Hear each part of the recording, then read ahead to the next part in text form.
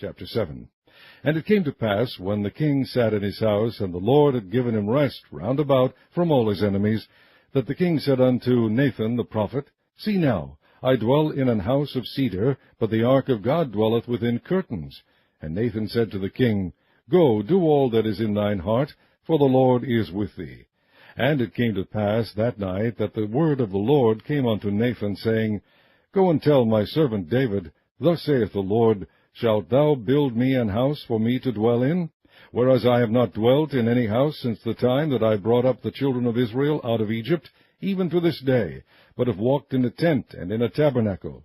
In all the places wherein I have walked with all the children of Israel, spake I a word with any of the tribes of Israel, whom I commanded to feed my people Israel, saying, Why build ye not me an house of cedar? Now therefore so shalt thou say unto my servant David, Thus saith the Lord of hosts, I took thee from the sheepcote, from following the sheep, to be ruler over my people, over Israel. And I was with thee whithersoever thou wentest, and have cut off all thine enemies out of thy sight, and have made thee a great name, like unto the name of the great men that are in the earth.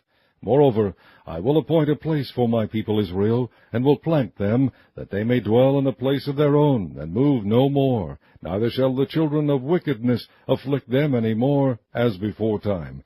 And as since the time that I commanded judges to be over my people Israel, and have caused thee to rest from all thine enemies, also the Lord telleth thee that he will make thee an house. And when thy days be fulfilled, and thou shalt sleep with thy fathers, I will set up thy seed after thee, which shall proceed out of thy bowels, and I will establish his kingdom. He shall build an house for my name, and I will establish the throne of his kingdom forever. I will be his father, and he shall be my son. If he commit iniquity, I will chasten him with the rod of men, and with the stripes of the children of men. But my mercy shall not depart away from him, as I took it from Saul, whom I put away before thee.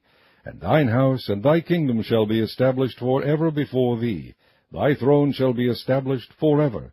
According to all these words, and according to all this vision, so did Nathan speak unto David.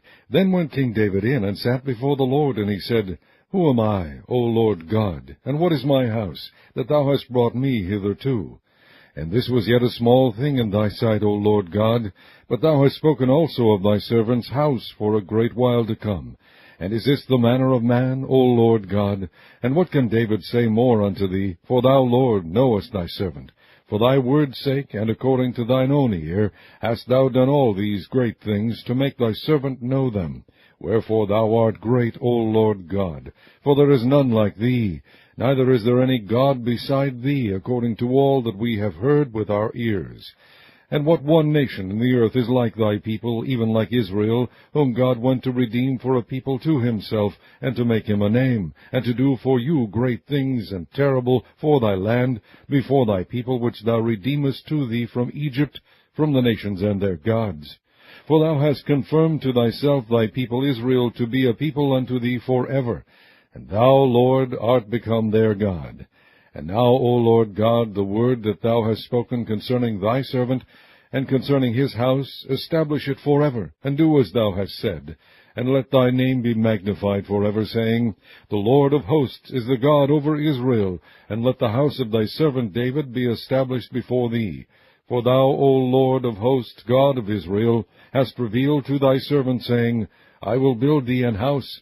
Therefore hath thy servant found in his heart to pray this prayer unto thee.